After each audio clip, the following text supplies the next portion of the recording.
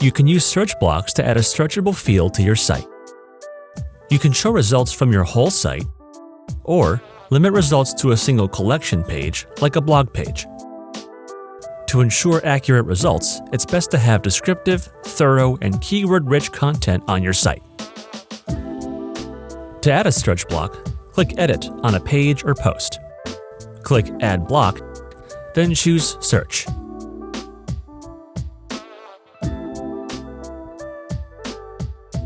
Navigate to the block editor to configure it. By default, the block will search your entire site.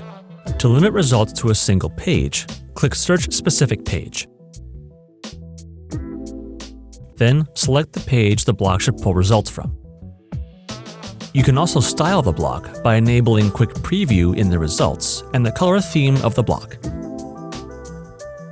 When you're finished, click Save. Please let us know if you have any more questions. We're always here to help.